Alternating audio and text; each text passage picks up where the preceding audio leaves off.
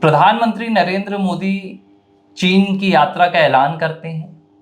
चीन प्रधानमंत्री नरेंद्र मोदी के स्वागत की तैयारियां करता है और उसी के ठीक बाद अचानक प्रधानमंत्री नरेंद्र मोदी रूस के राष्ट्रपति यानी कि व्लादिमीर पुतिन को फोन लगाते हैं।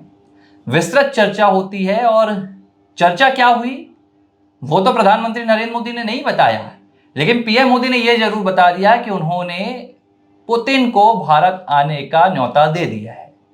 जो संदेश पीएम मोदी ने शेयर किया अपने ट्विटर पर और जिस लिहाज से उन्होंने लिखा कि मैंने अपने मित्र, अपने दोस्त पुतिन को भारत आने का मौका दिया है और वो अगले साल भारत की यात्रा करेंगे। एक तरफ रूस से बातचीत, व्लादिमीर पुतिन को न्योता और दूसरी तरफ चीन की यात्रा और एक तरफ अमेरिका के साथ व्यापारिक टकराव, डोनाल्ड ट्रंप का एक जिद्दी रवैया, उनका एक अक्खड़पन और प्रधानमंत्री नरेंद्र मोदी की संजीदगी और एक बहुत बड़ा ग्लोबल जो एक नेतृत्व तैयार होता है उसकी तरफ इशारा। क्या कुछ करने वाले हैं पीएम मोदी? देखिए, पीएम मोदी कुछ करने वाले हैं। पीएम मोदी को करने की यहाँ पे ज़रूरत थी। भारत को अपना एक स्टैंस लेने की ज़रूरत अब आ गई थी। भारत पहले अपना स्टैंस नहीं लेता था, किसी गुट में नहीं शामिल होता था। उस समय भारत की स्थितियाँ ऐसी थी कि भारत को वो व्यवहार और वो विदेश नीति ज़्यादा सूट करती थी। किंतु अब भारत एक प्रबल इकोनॉमी बन चुका है, भारत ताकतवर हो चुका है, तो भारत को अपने को हितों को रखते हुए अब जहाँ पे उसको फ़ायदा होगा वो वहाँ पे शामिल होने को चाहिए। इसके पहले क्या होता था, भारत और अमेरिका कभी भी एक दूसरे के नेचुरल अलाइज नहीं रहे हैं। ये 2000 करीब जब से बराक ओबामा आए तब से भारत और अमेरिका के बीचों में संबंध अच्छे मजबूत होने लगे। मोदी सरकार जब से आए हैं, नरेंद्र मोदी 2014 से भारत और अमेरिका के संबंधों को बेहतर बनाने की लगातार कोशिश कर रहे हैं। पर उनको ये बात समझनी होगी कि नेचुरल अलाइज नहीं है अमेरिका, आपका नेचुरल अलाइज है रसिया।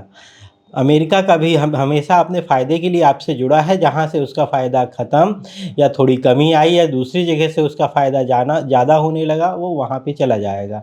तो भारत अभी इस समय अच्छा स्टैंड ले रहा है कि ब्रिक्स को तैयार कर रहा है, ब्रिक्स को एक साथ ले रहा है। ब्रिक्स लगभग 50% से पूरे अरब की इकोनॉमी, पूरे वर्ल्ड की इकोनॉमी का 50% से ज़्यादा का हिस्सा रखता है।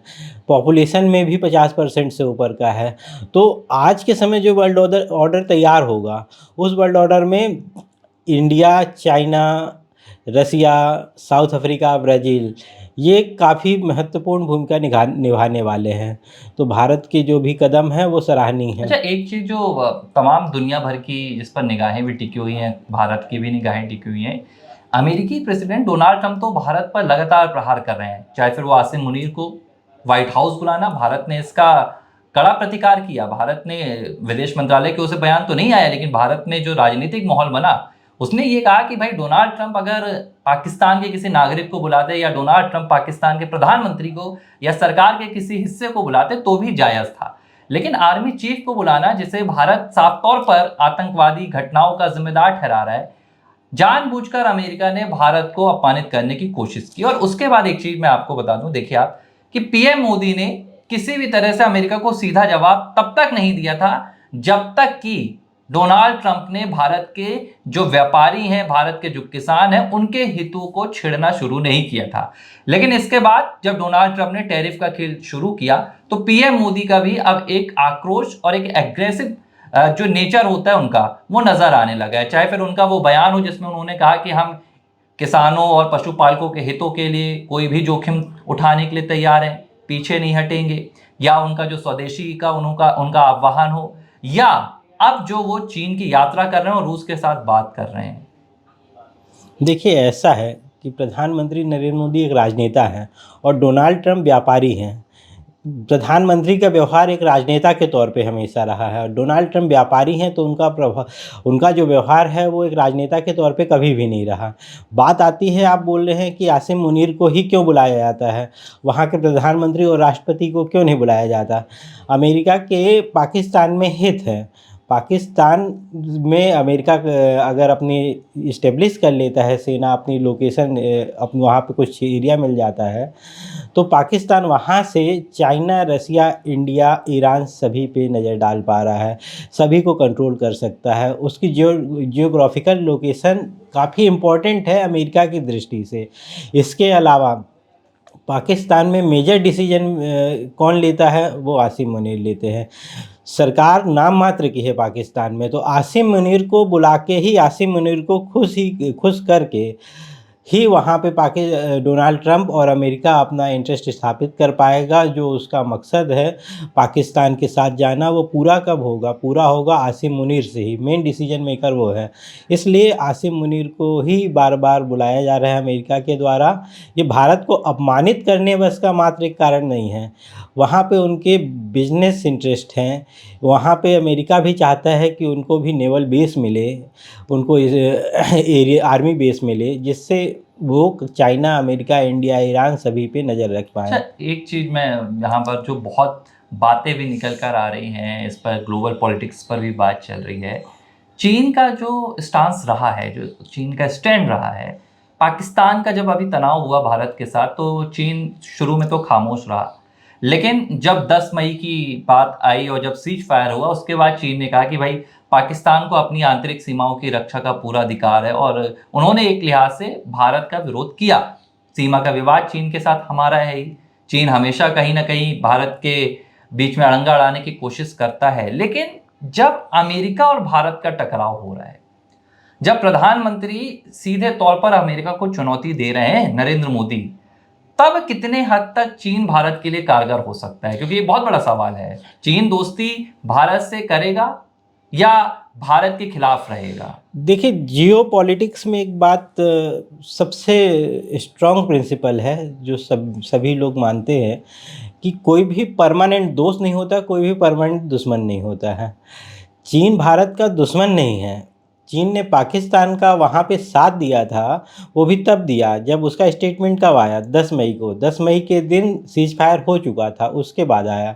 क्यों? क्योंकि चाइना पाकिस्तान की तरफ से इंडिया से लड़ने नहीं आ रहा था, लेकिन उसको पाकिस्तान को अपना सपोर्ट दिखाना था, क्योंकि वहाँ पे उसके इकोनॉमिक इंटरेस्ट फंसे हुए हैं।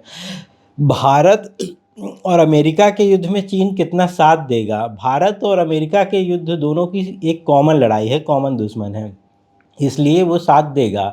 चाइना जानता है कि अगर अमेरिका को पीछे कर दिया जाए या अमेरिका के प्रभुत्व को थोड़ा बहुत कम कर दें, तो उसके बाद पूरे विश्व में एक ही देश है जिसका प्रभुत्व रहेगा। और अब बात केवल चाइना जो लड़ाई कर रहा है वो प्रभुत्व की लड़ाई कर रहा है, अमेरिका से उसके प्रभुत्व की लड़ाई है। इकोनॉमी में वो सक्षम हो चुका है, वहाँ डेवलपमेंट अच्छा खासा हो चुका है। बात आती है कि पूरे वर्ल्ड में एक्सेप्टेंस हो एज ए वर्ल्ड लीडर, वो चाइना की अभी नहीं है अमेरिका के कारण से। तो अगर ब्रिक्स बन जाता है, ब्रिक्स सफल होने के लिए इंडिया बहुत इम्पोर्टेंट रोल प्ले कर रहा है। इंडिया है, ब्राज़ील है, अफ्रीका है, रसिया है। रसिया के पास पावर है, इंडिया पावरफुल बन रहा है, चाइना के पास इकोनॉमिक पावर है। तो इस वर्ल्ड ऑर्डर को बनाने के लिए चाइना पूरी कोशिश करेगा, और जिसका नेता जो भी रहेगा, नेता चाइना ही स्वीकार किया जाएगा, कि उनके इकोनॉमिक इंटरेस्ट के कारण से, उनकी इकोनॉमिक पावर के कारण से।